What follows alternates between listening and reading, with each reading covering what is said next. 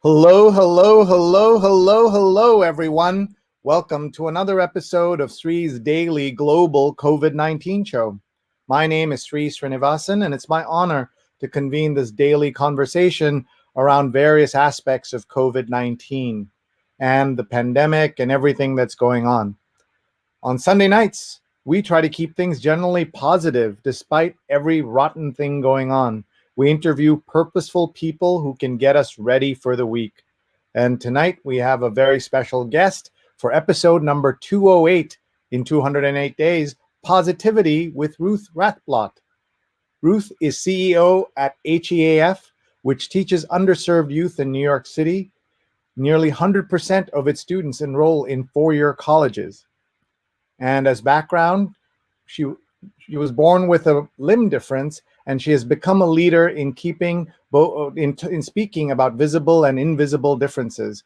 We have had to learn how to fit in and be normal if we want to succeed. Often we have had to be extra smart, extra clever, and extra persistent. And you are going to meet Ruth in just a minute.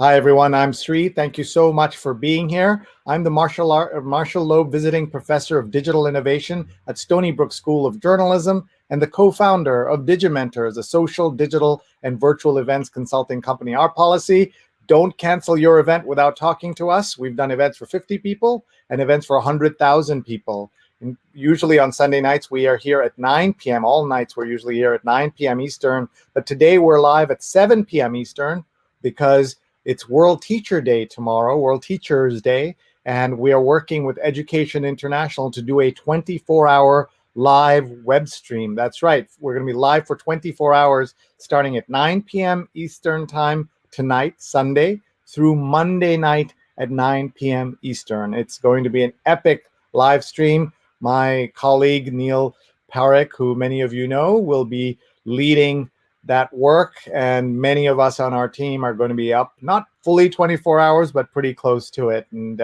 so we wanted to make sure you had a chance to meet Ruth and learn about what we are doing and learn about her work before we did that show. So first, let me tell you a little bit about our work in this show. In the first 200 episodes, we've had more than 1 million viewers, 148 million social impressions. We've had 357 guests. 208 of them have been women. We're always trying to up that ratio from 67 cities and 19 countries, including the chief scientist of the World Health Organization. You can find all our archives on youtube.com/Sreenet, youtube.com/Sreenet. And we're able to do this because of our partnership with Scroll Global and Scroll.in. Please check them out. We're able to do this because of our awesome sponsors, and we'll be thanking them a little later. And we're able to do this because of our awesome producers at Rose Horowitz 31 and at Vandana_Menon. That's not their names, of course. That's their Twitter handles. But please follow them and check out the incredible work that they're doing. 208 days in a row we've been on the air. Now, are you ready for some positivity? Are you ready for some good energy as we get started for the week? I need this before we do our 24-hour show. So let's bring on Ruth Rathblott, who's going to talk to us for the next 45 minutes or so. And meanwhile, you please, everyone, tell us where you're watching from. We're live on Facebook, on Twitter, on YouTube, and on LinkedIn. So please tag and share this with your friends, and then they can watch this either live or later. So here's Ruth. Hello. Hi, how are you, Sree? Great to see you. Great to see you again. It has been a while since we've seen each other, but I am so excited to talk to you tonight. We need some positivity, and I know you're a generally purposeful, positive person, and so that's why we're delighted to have you here. My first question always: how are you? Where are you? And how are you and your family handling the crisis? Yeah, loaded questions for sure. I first of all want to commend you on your shows and the fact that thinking about teacher appreciation and teachers and staying up for 24 hours to be broadcasting, that's incredible. We are in COVID, we're in a pandemic. So I am here in New York City and have really marshaled through this pandemic starting in March, like many of us. And I would say New York City has been a challenging place to be, obviously, with the beginning being the epicenter of everything and a little bit of remnants of New York having to be strong and having to get through something. It was great to be outside today and have lunch at a restaurant outside and see people and see crowds. So that part of New York that feels a little bit like New York is coming back. I would say, though, it's been challenging and it's been tough. And, you know, I think while that's true, there have also definitely been some silver linings. So let's tell people about HEAF. Tell us about it. We'll show the website as you talk about the incredible work that your organization does. Yep. So HEAF is a 31-year-old nonprofit organization that's focused on getting kids to and through college.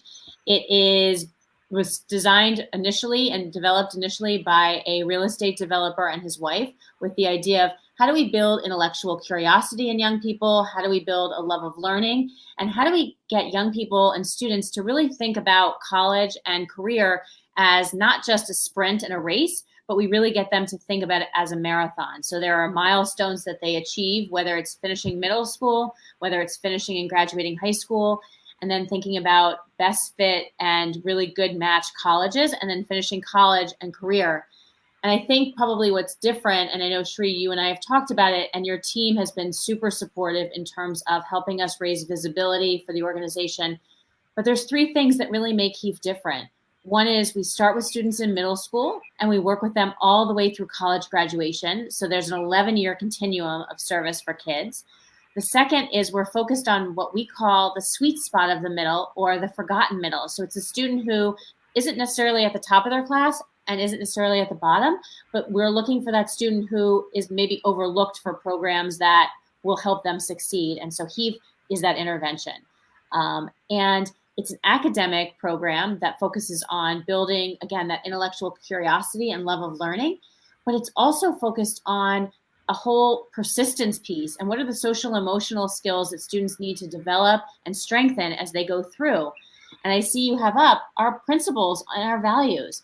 I mean, we look at not just for our students, but for our staff, what does it mean to achieve and think about achievement? What does it mean to think about education and innovation and leadership? And I think what's really pertinent right now is that HEAF is also looking at the social justice and racial equity pieces that our students face and have faced for a long time. And so how can HEAF be a solution to those pieces? That's such good foundational work that you're doing. I just want to read a couple of these principles, and maybe let's talk about one from each of the buckets. You have achievement, education, innovation, and leadership. Encourage high aspiration through innovative and enriched programming that provides opportunities for students to construct their own knowledge. What does that mean? Sure. So HEAF is it's not a tutoring program. It's an after-school education program that focuses on thinking big and thinking innovatively. We know that students, what they need to get to college and succeed in college today is different than even 5 years ago. I mean, you look at COVID, and one of the things that we know about our students is they need to adapt. They need to utilize technology in really interesting ways. But they also need exposure to things that aren't always offered in school. So, for example, a lot of the STEAM and STEM activities are what HEAF provides, whether it be robotics, whether it be thinking about projects and social innovation projects. We have a whole Shark Tank class that we do where students develop and design social innovation projects, whether it be learning a different language or even studying art so that they understand photography or the ways to see things. We have a whole cultural literacy program, and this year we're focused with our cultural literacy and our Learning for Social Impact program on the continent of Africa. So students have an opportunity to study different countries within Africa, understand the traditions, understand the culture, understand some of the challenges, understand the government. In the past, pre-COVID, we were able to even travel to countries that were the students studied. So last summer we went to Cuba. The summer before we went to Nepal. We've been to Botswana and Belize. This summer, which was unfortunately canceled, we had planned to go to Ecuador. So the students studied all year about that area and understanding it. And then there's a student exchange piece to when we travel, and there's a government exchange piece in terms of we meet with government officials and local leaders to talk. So it's really about, for HEAF, it's about exposure, it's about opportunity, and it's about access. That's so special, and we love hearing about that. Let's look at another principle. Implement a youth development approach to enrich and support student learning.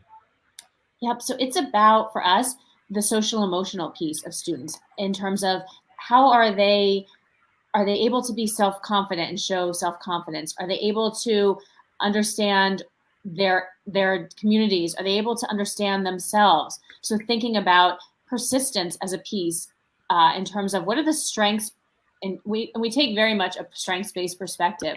So how are we thinking about students and their lives and their communities and their families, and how are we utilizing the social emotional skills to help them continue to proceed and continue to achieve and succeed? And so it's not just an academic program. We have a whole curriculum around that youth development component of social emotional skill building and persistence. Love hearing that. Let's go to innovation. Develop a clear understanding of the need and context for any innovation. Innovation is so critical right now. You know, all of us were turned kind of on our heads, right, as of March. What's interesting is that last year at our gala, we honored Robert Smith of Vista Equity Partners.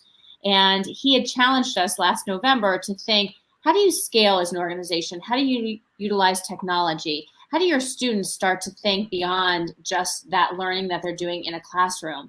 And while many of us were excited by that, none of us had thought, oh, we should go to a digital platform totally. And yet, as of March 13th, we were all challenged with that. And as of March 23rd, my staff quickly implemented and smartly implemented and pivoted, to use a COVID word, pivoted to an all virtual platform where we were continuing to offer classes, both the academic piece and the youth development piece. And then this summer, we're able to share our Summer Quest program, which is our summer program typically for middle school students. We expanded that to our high school and to our college students to provide them corporate exposure, so networking, corporate contacts in terms of what it's like to be working for a company and understand the digital divide that many of our students encounter. So that's how we pivoted, and that's how we really thought about innovation. Years ago, we also built a state-of-the-art technology learning lab so that our students could have access to all the things that middle class and upper middle class families have access to.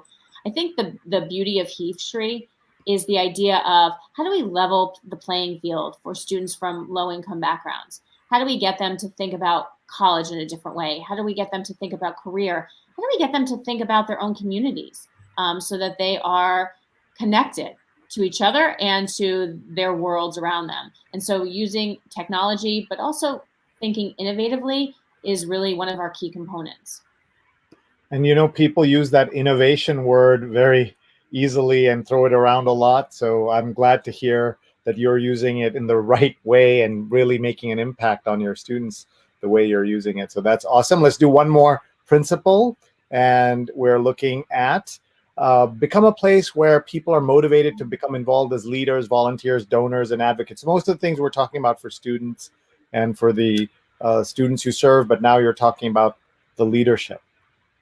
Yeah, absolutely. I think, leadership, obviously we want that with our students, but we have to also showcase modeling of that. So we need role models who can also spend their time and their talent with our students, and I would argue their treasure with our students.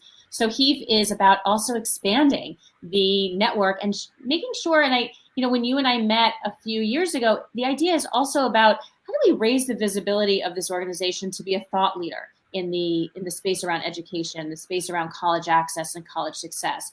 So we invite people in to be with our students, to be with our staff. Our staff are leaders and role models for our students. But it's also about how do we bring in volunteers so that, to my point from before, we level the playing field for students so that they have access. We all know that one of the major ways that you get a job today is through your network. Well, if you're a student who isn't going to take your daughter or son's work to work day, you are left out of the playing field of what the workspace looks like, but you're also being left out of the space of what's it like to connect with someone? What's it like to know what a job, what the career ladder is for someone? So that's part of our goal is how do we create a network for students so that they truly understand connection and they understand how to access connection. And I'll say one of the amazing things we did this summer is we built an industry immersion program where we partnered with corporations throughout the city in a virtual space to introduce our students to jobs, to introduce them to contacts. And I would say one of the key partnerships that I saw that was beautiful was a partnership with Forbes magazine. And the volunteers worked with students both on a marketing piece of their work and an event planning piece.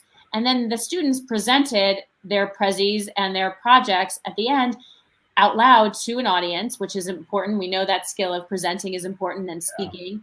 But then the CEO of Forbes got on and had watched the presentations and connected with the students, and each of the volunteers linked in with those students so that they now have that network built in. And I understand, yeah, it's awesome. The CEO of Forbes is now mentoring one of our students because that's what it's about. It's about community and raising each other up and connecting. Wow, that is incredible and so great to hear. Now, everyone should know that Ruth is an amazing organizer and motivator of people, because I'm going to show you her event that's coming up in October, a little bit later in October. It's the Gala event, and you're going to be blown away by who she has already lined up. And I'm sure she's working on other people also as the event comes closer. We're going to show that to you in just a second. Let's just take a look at who's watching, and let's say hello to Pradnya Haldipur is watching from Silver Spring, Maryland. Hi, Pradnya. Pradnya has been a guest on our shows, and she's a great supporter. She's also someone I think of as extra purposeful and positive. So great to see her. What's a memory of yours from Washington, Ruth, of spending time in Washington, D.C.?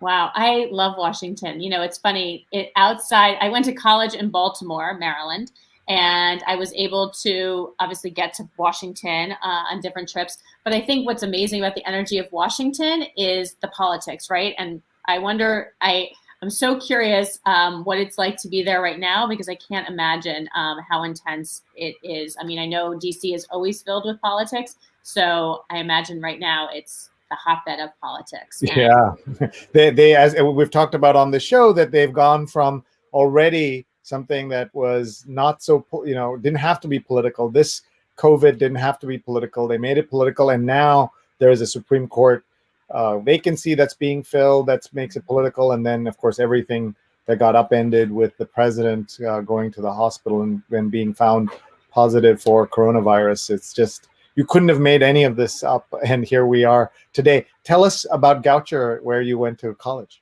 Yes, Goucher is a small liberal arts college in Baltimore, Maryland, and it is probably one of the most beautiful campuses that I've ever heard. Yeah.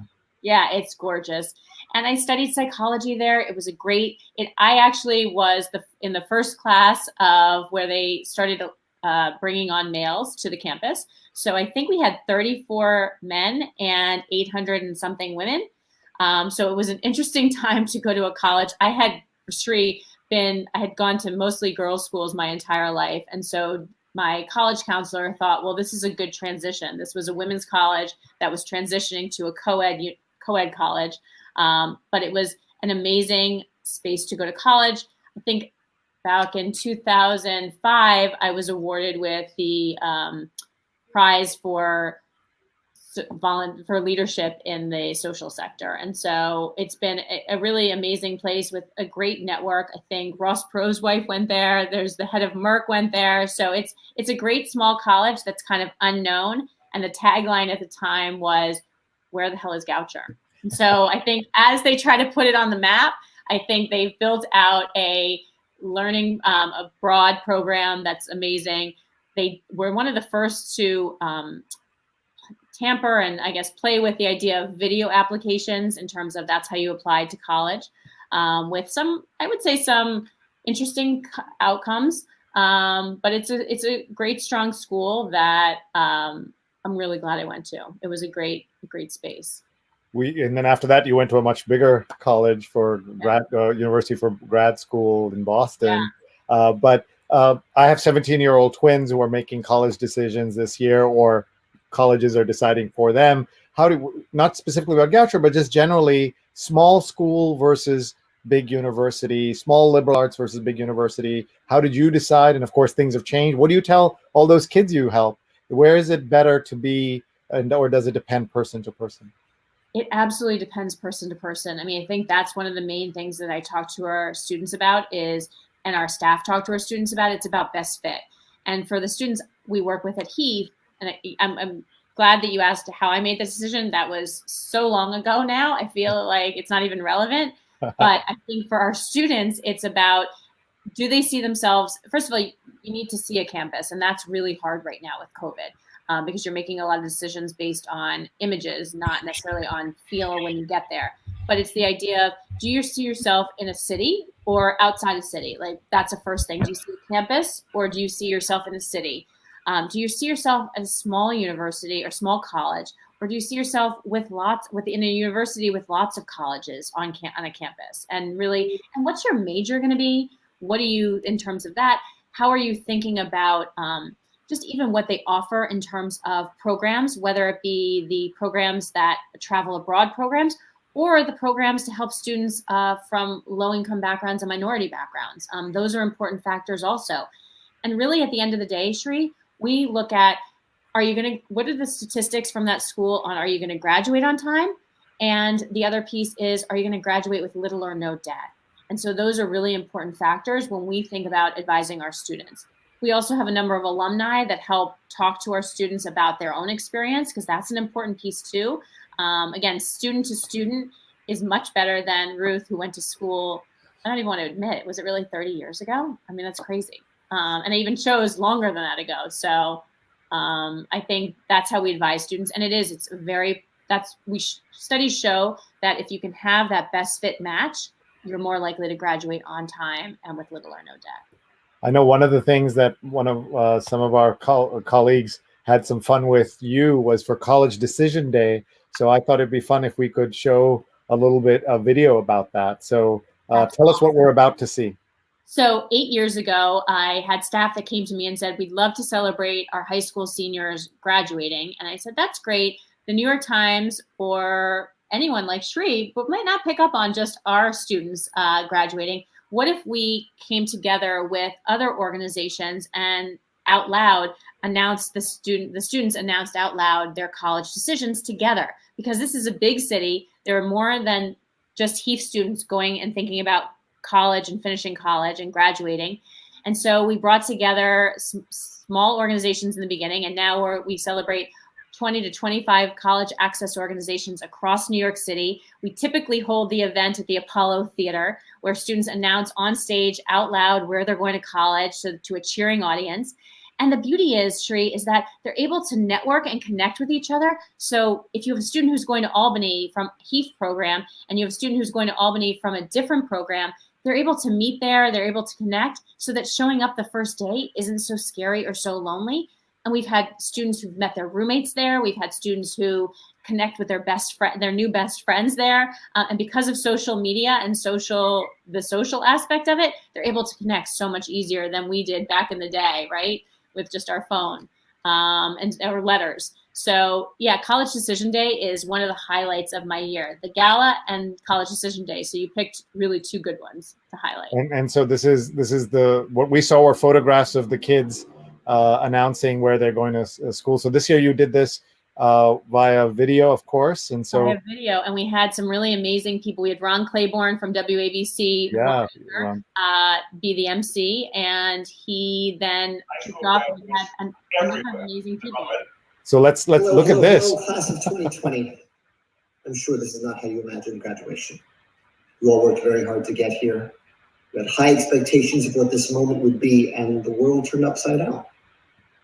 Hopefully when we climb out of this, nothing you ever face will be quite like this again, but there will always be curveballs. Life's biggest moments rarely happen as you envision them. But even when our best laid plans go awry, we can adapt and rise to the occasion. I know from witnessing the art you've created, the service projects you've already pioneered, and the level of civic engagement you've already demonstrated, that you as a class and as a generation coming to adulthood are going to be able to surmount the challenges that come your way. Keep working together to find the solutions. Stay curious, stay engaged, stay compassionate. Blow us all away. And right now, in this moment, feel proud of what you've accomplished. I'm proud of you. Congratulations on your graduation, class of 2020. You have some high-powered friends there. It's, I think people, COVID threw us all, right? So the idea is, how do we get people to make this day special for students, because they've worked so hard. I know seniors, and as you look at your own children and their journey into college, they work so hard, so they should have a celebration. They should have people who are reaching out to them saying, you got this, like you can do it, stay with it. Because it can be very easy to, the roadblocks that come in our way, it's very easy to walk away from and say, I guess it's not important, no one's watching. And we are watching. We care so much about our students' futures, and across the city and across this country, for sure, across the world. Well, when I show people what you've got coming up, they're going to be super excited. Linda Lawrence is watching from Long Island. Jonathan's watching from the East Village. He has watched 208 episodes in a row and just been an amazing partner and supporter of this program, and we're so delighted to have Jonathan with us. Stefan is watching and says, wonderful to see Ruth on the show. I've been a mentor for a day with HEAF, and I can't wait to do so one day again once we get this pandemic under control. Hope everyone at HEAF is doing well. So that's nice from Stefan. And Stefan, we can use your mentoring and tutoring and volunteering now. We're doing it all virtually, so it's even easier. You don't have to show up anywhere. You actually show up online. So we'll definitely get you engaged, for sure. Excellent. Apollo's watching from Montclair, and he says, Goucher is the opposite of Amherst College. In 1971, accepting women students for the first time, Amherst had to ban fraternities to facilitate that transition, he says. So it's the opposite of the way that you went through in Goucher 20 years later. And you should know that Apollo was with us for an episode called Life in Las Vegas under COVID. And so I whenever he's here, I ask, what's a memory of Las Vegas that you can share on a family-friendly program? I was going to say, isn't it what happens in Vegas stays in Vegas? Isn't that the reality? I mean, yeah. Vegas is so intense. It's interesting. I went there years ago, and I don't know what your memories of it are, but it's loud and intense and almost a little bit like New York on steroids. And I had just finished hiking in Utah the two places, and why am I blanking on them now? But I just finished hiking in this peaceful, calm, and all of a sudden, Vegas. And so while that energy is interesting, it was very shocking to the soul. And obviously I love New York because of the energy. Vegas is, I don't know what your memory is, but I think what happens in Vegas stays in Vegas. Okay. And Stefan says, you got it, Ruth. Just let me know. Awesome. Pay it forward. So that's really very nice, Stefan. I wanted to show everybody what you have coming up, and let's talk about the HEAF Gala that's coming in. Folks, if you're just tuning in, I'm talking to Ruth Rathblott. Today is Positivity Night. We are on Sunday, usually 2 hours later, so we're a little early today because at 9 p.m. Eastern, we're doing World Teachers Day. Neil Parekh, I, and several of our colleagues are broadcasting for 24 hours straight in support of World Teachers Day and Education International. So very excited about that. So let's take a look at the gala, and everyone's going to be blown away by who you have. Lots of these folks.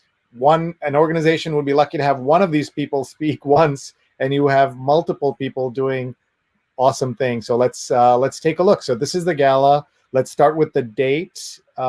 Is October 20th. Oh yeah, you can see it's there's a countdown right there, 23 days. So that makes me nervous. 23 days. Okay. Okay.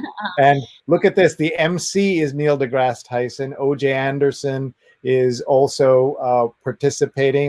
They're both MCs. And then Kool and the Gang is the musical entertainment. And then Fareed Zakaria is interviewing Eric Schmidt, or they're in conversation about innovation and education.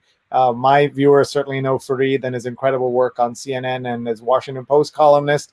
And Eric Schmidt is the former chairman and CEO of Google and co-founder of Schmidt Futures and Gala. And then, so why don't you tell us about the other? So look at all these big names you have. It's incredible. I mean, it's funny. in April, we had planned our event for October 28th back earlier in the year, in the beginning of 2020. Obviously, COVID hits. We need to rethink it. We know that, and we imagined that in 6 months, in October, nobody was going to want to get together, 500 to 700 people. Things were just starting to unfold so quickly, especially in April when we started to really think about what do we do with this gala. I think so. We made it a virtual platform, and I think the silver lining of COVID is we reached out to interesting and exciting people who are thinking about innovation. And you're right, people throw out that word a lot. What does it mean to be innovative, especially in a time of a pandemic? What does it mean to be a disruptor in a time of a pandemic? How do we think about the city? How do we think about education? How do we think about racial equality and injustice? And so we started to look at who are the people that if we had this ideal night, we would want to bring together and have really interesting conversation. Because like I mentioned before, HEAF is about providing young people the idea of around intellectual curiosity and building love of learning. But as an organization, how are we also building that? How are we thinking about that as our model? And so this evening started to come together. And again, the beauty of COVID is you don't all have to be in the same place to make something happen on a certain night. We can really have really interesting conversations. And so I reached out to Fareed, who is a friend of the organization, and asked him to help me think and brainstorm about innovation and what would it mean for him to have a conversation with someone.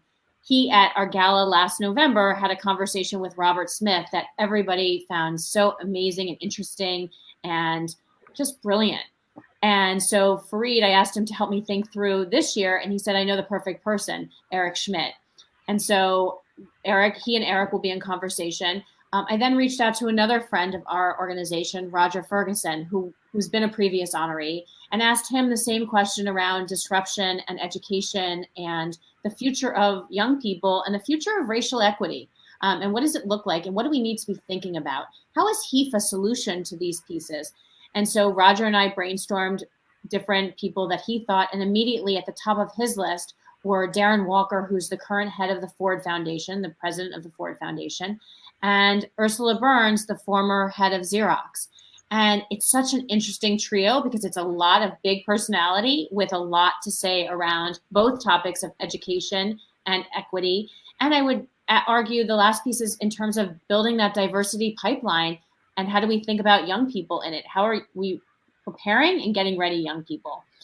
And then we're honoring one of our board members, longtime board members, Alexandra Alger, and she and one of our educators, the former superintendent of District 5 in Harlem, who really helped me look at Harlem in a different way in terms of connection to education, are going to have a conversation. And yes, as you mentioned, Kool and the Gang, which, who doesn't love to hear Celebrate? It brings us all types of memories, and they're doing a couple of other songs as well. So it's going to be a fun night. I know that people, Sree, are overloaded with being online, that people have there's Zoom fatigue, there's event fatigue. This is an hour. This is 6:30 to 7:30, an amazing hour. And who doesn't love to hear Neil deGrasse Tyson and O.J. Anderson? Their banter is really fascinating and fun. So it's going to be a great evening, and we hope everyone tunes in. And you can find out information on our website at HEAF.org.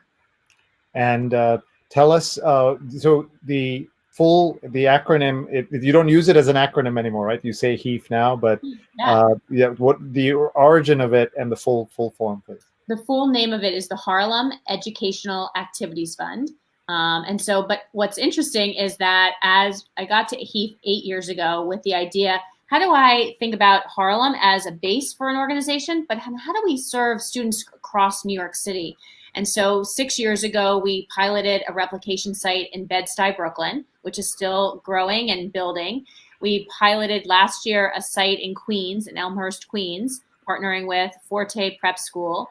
And then this year, we've expanded our work to also include a school, the Erasmus Heights campus in Flatbush, New York. So we now have 4 sites. So the idea of just saying Harlem doesn't work as well anymore.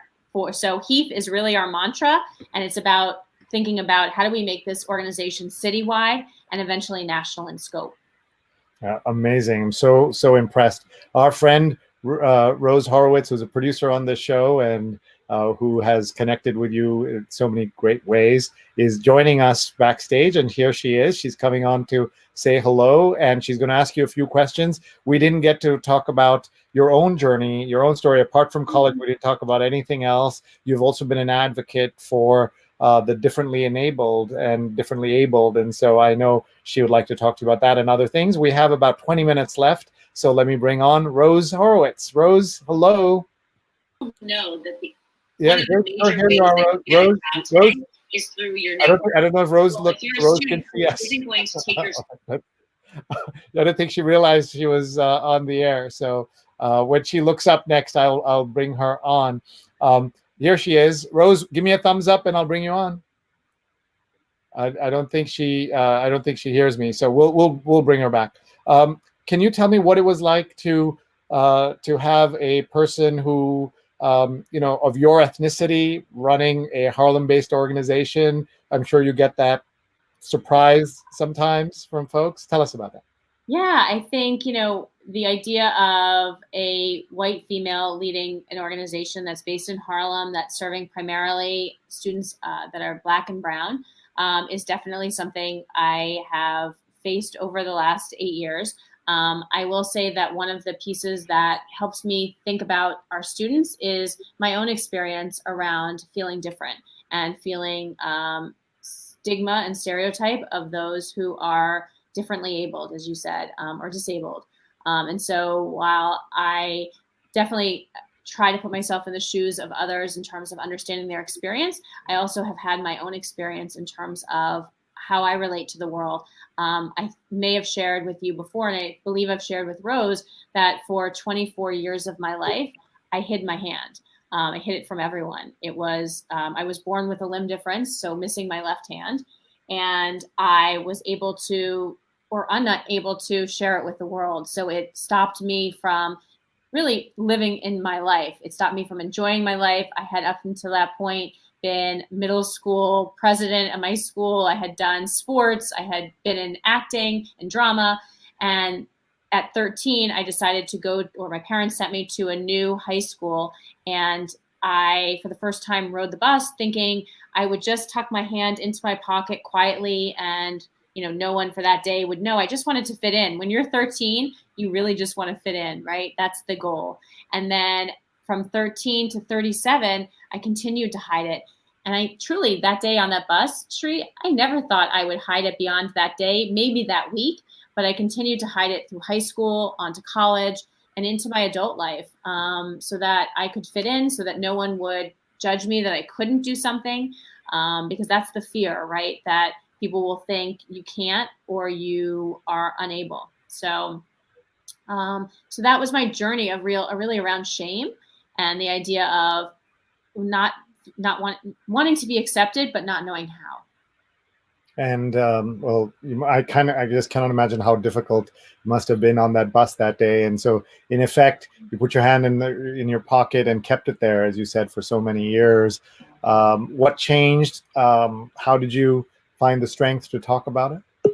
Yeah, no, it was definitely a long period of hiding and covering, which, many of us do, based on either whether it's our visible differences, our invisible differences, or even our backgrounds. And so I was really lucky at 37 to, two things happened to your question.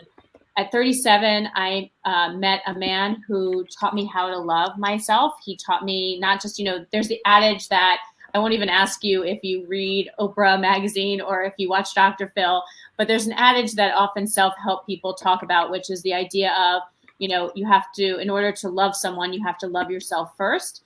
And I challenge that a little bit, because what I say is, you have to learn, sometimes you have to invite people in to teach you how to love yourself and to love those parts of yourself that you're not always, you think are unlovable. And so for me, I invited this man into my life who showed me how to love my hand, how to actually look at my hand, how to touch my hand, how to understand it and realize that it wasn't so awful. And so that was one piece of my journey of acceptance. And then the second piece is that I found a group called the Lucky Finn Project, where I think they have over 40,000 members on their Facebook site. of people who either have children who have limb differences or people who have limb differences themselves. And what's amazing is that every year in Troy, Michigan, they have a picnic where people gather together, over 700 people gather together with limb differences. And so the idea of a shared experience, the idea of connecting with others who've gone through things like you have, and the idea of then being a role model to others and young people so that they can see, you know what, those fears of, will I ever fall in love? Will I be successful in a career? Will anyone be accepting of me? Have dissipate because they see others who've done that journey already. And so it's learning from those young people and also being a role model for those young people. So my heart is also, while HEAF is my passion and a big piece of my world because of the students I help, the Lucky Fin Project also has my heart because it's a place where I've learned how to accept myself and how to be with others who've had that same journey. It's why affinity groups and employee resource groups and companies are so important, because it's the idea of shared experience. I'm so moved to hear your story and then to know about the Lucky Fin Project. They really, I'm sure, have made a difference, as you've said already, in your life. But imagine all those kids, and imagine if that 13-year-old way back when had an opportunity to know about that there are people like her in the world. So I'm going to turn this over to Rose, who's going to talk to you a little bit about your career and work. Rose, we just talked a little bit about Ruth and her journey from the age of 13. She hid her hand, and then now she's obviously talking about it, writing about it. And so it's been a very moving conversation. But I'll hand it over to you. We have about 15 minutes, so I'll hand it over now to now it's the Ruth and Rose show. So Hi, Ruth. Hi there, Rose. Hi, R&R. Here we go. I first met you at one of the social media weekends, and we took a pic. We talked.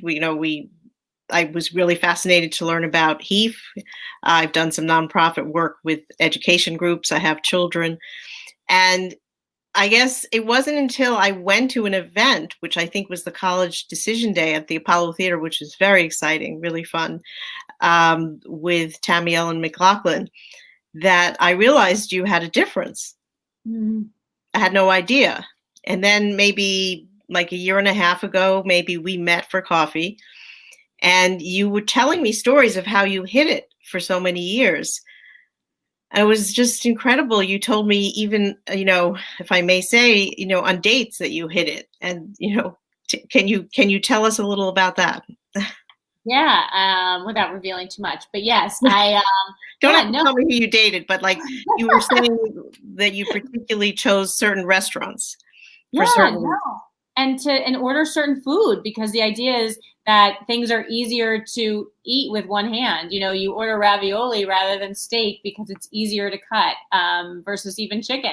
Buttering bread was a challenge to think about. I would skip bread, not because at that time I was on a no-carb diet, but because it just was easier than trying to have to figure out how to cut. I mean, I think that's the piece, and I know the quote that you all shared before. People with differences, whether it be physical differences and limb differences or mental health differences, always have to be thinking 2 or 3 steps ahead, because we have to figure out how to navigate things, how to accomplish things without making it seem difficult, right? So the idea of, going out to restaurants while I was hiding my difference it became an obsession, really. And it became, I often say my hand was never my disability.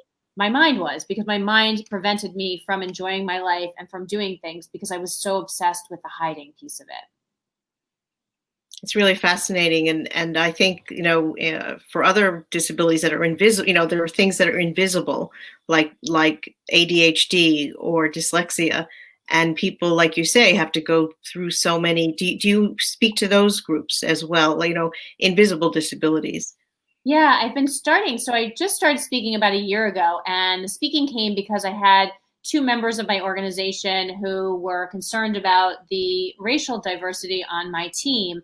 And when I started to probe a little bit and ask them about whether they saw me as diverse, the answer was kind of a no, which was interesting. They saw me as a woman, obviously, which is a huge piece and a platform around diversity.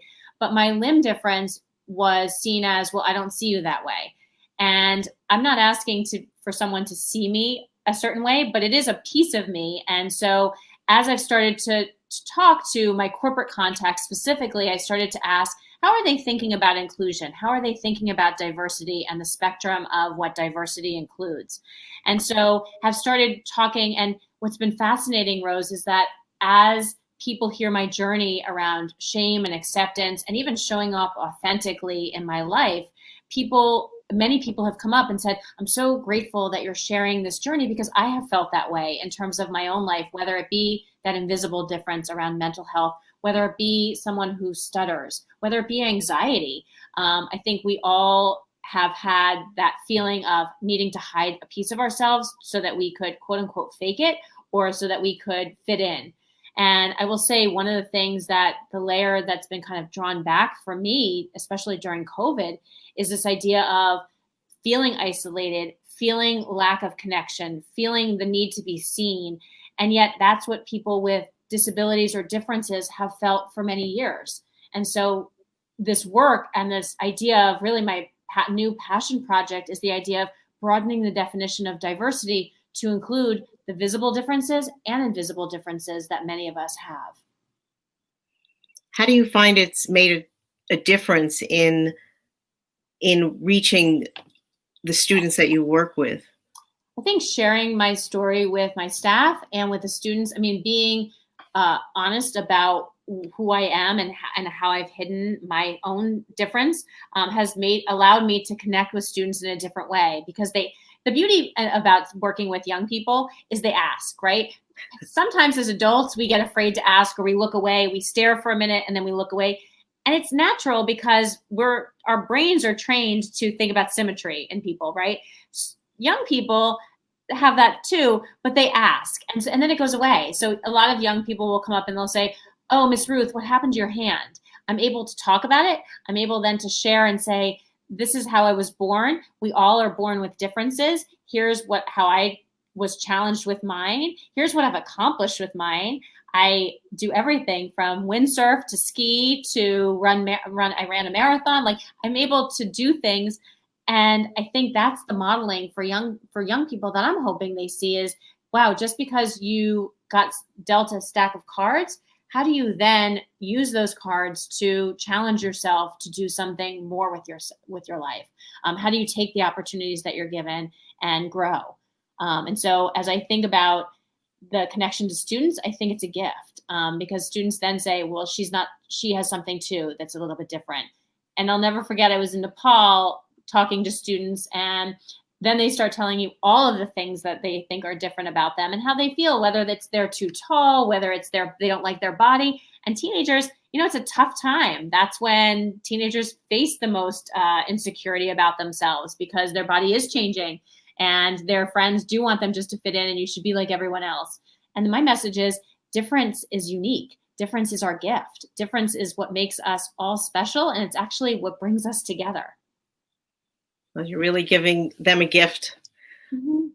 And positivity. That's the other piece, that's so grateful to be on this show tonight, because I think it is about positivity and being challenged with things in life, and how do you see the other side? And it's not always easy. Mm-hmm. What in you changed? Because when we met, you were trying to think, well, am I going to write a book? Am I going to start a blog?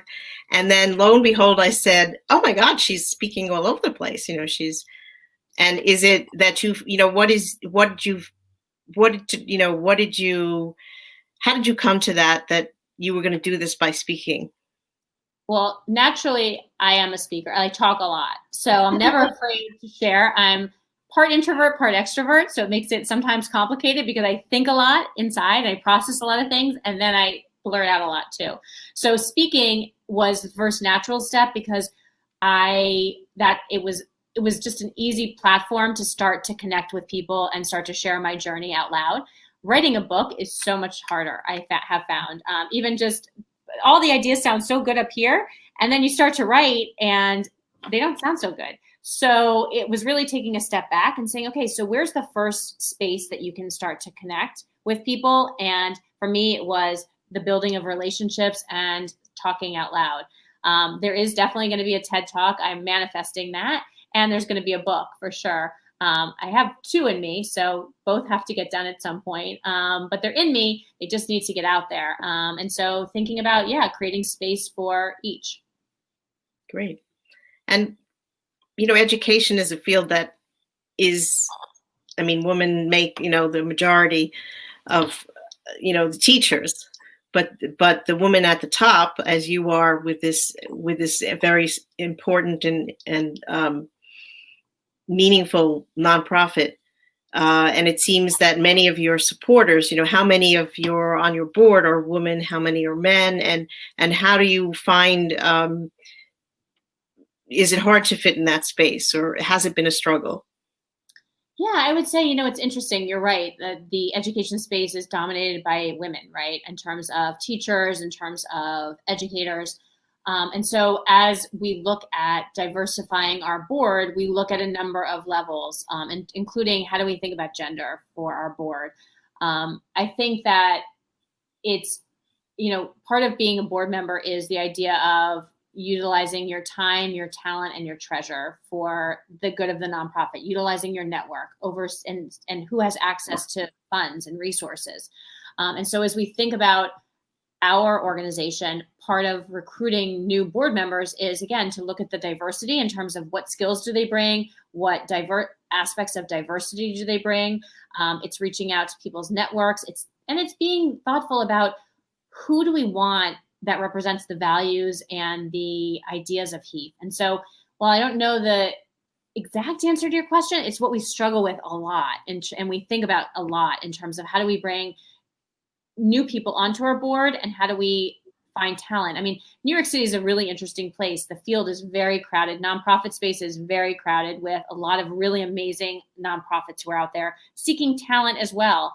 And so part of it is and why we've built out this volunteer component of our program is to introduce people to the organization, like yourself, like Tammy, like Sree, like Stefan, the idea of just bringing people on board so they can see the incredible work. Because, a piece of it that I didn't mention is 100% of our students graduate high school. 100% of those students go on to 4-year colleges. And then 80% of those students graduate within 6 years.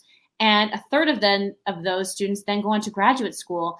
And I just was talking to our recent college seniors who graduated, and the same statistic holds true. They're not stopping with just a college education. They're going on to graduate school to continue to build out their knowledge, build out their network, and so that they can continue to be successful. So I do think that there's a space for HEAF right now, probably more than ever.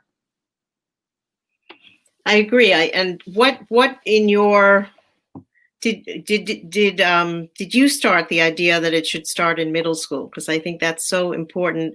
And the other piece that I think is so important is that you continue it through college, because there's such a huge dropout rate for all students, but particularly for underserved, students who are underserved because they don't have the network to know how to when they stumble, how do they get back? Yeah, no, I did not come up with the idea. We have an amazing founder and his wife, Dan Rose and Joanna Rose, who started HEAF 31 years ago, really with the idea of building out a program that would build intellectual curiosity and love of learning, like I suggested before, and with the idea of helping a small group of students manage through all of those key aspects and key milestones. And that 11-year continuum is absolutely critical.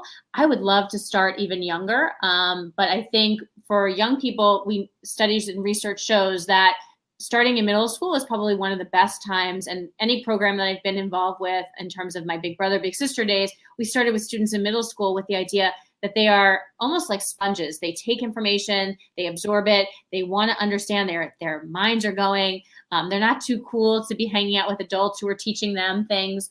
And so research shows that starting in middle school is a really great and critical point in terms of a student's educational future. And so that's where HEAF had its origins. You're absolutely right. The idea of working with students, not just in middle school, not just in high school, but following them and really working with them through college is so important. I am so sorry to interrupt. This is such a great conversation. And I know we want to get a plug in for the great event coming up on October 28th.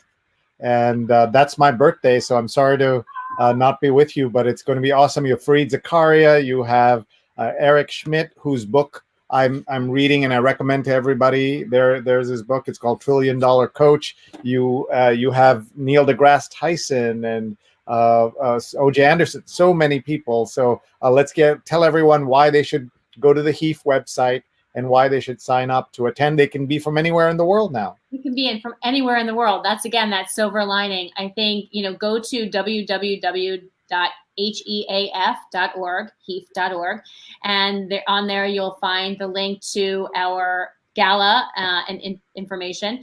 And it's, again, I think that there's two pieces. One is to tune into really interesting information that night and intellectual debate and conversation. The other piece that's fascinating is it's also about a time in life and space right now where HEAF is a solution. HEAF is providing that. And now more than ever, do we need as an organization the funds to continue that work? Our program is free for students at every point. We serve over 600 students a year throughout New York City. So right now, given the lens of racial equity, given the injustice pieces, and given the space of education, I mean, the fact that students just went back this year to school, just this week, I should say, to school, they've been, and it's for many, it's still remote learning. This is a time when programs like HEAF, after school programs that are focused on education, is so critical. That is great to hear that. And I know that Rose is a big fan of you and your work, and we learned so much with what you shared today. So thank you very much. And everyone, please follow her. She's at Ruth Rath on Twitter. And she's just, as you can see, a really inspiring figure for so many of us in the work she's doing. So everyone, please go to the website. Please support HEAF. And Rose, thank you again. Another fabulous guest and a fabulous one of our leading women to follow. So yes, everyone follow her. Yes, and Rose, everyone, please follow her, Rose Horowitz 31. And here we are, 208 days of work together. And Rose is also on the hashtag that she created, Women to Follow. Check that out. Incredible list of women.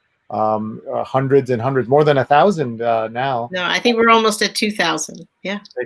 Excellent. So we should just do interviews with 1,000 more to go, and we'll be doing great on this show. So thank you very much to both of you. And one thing I'll do, Ruth, is just put the card back and reintroduce you. People, you may be surprised to just hear that, because as you know, on social, people join at any time. So I'm just going to reintroduce you and then say goodbye to everybody. So we'll thank you, Ruth, and good luck with everything, and good luck, Rose, too. Thank you very much. Thank you. Bye-bye. Thanks, Rose. Ruth, always, if I was too fast, any final thoughts you want to share with us for that positivity? How do you remain so positive? I should have asked.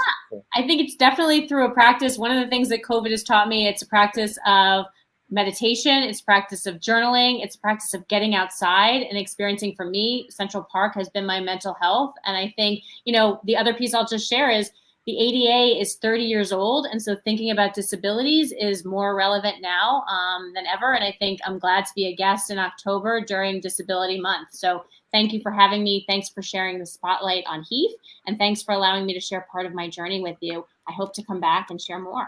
Yes, we would love to have you back. And we did an amazing tribute for the 30th anniversary of the ADA, including, I'm sure you saw that New York Times special section. We had the editor of that special section on the 30th anniversary of the ADA. So many things came and went this year, right? But we have to stop and acknowledge the important moments in our lives. And that was just another example. So thank you very much, and we'll see you soon. Bye-bye. And bye, Rose. Thank you.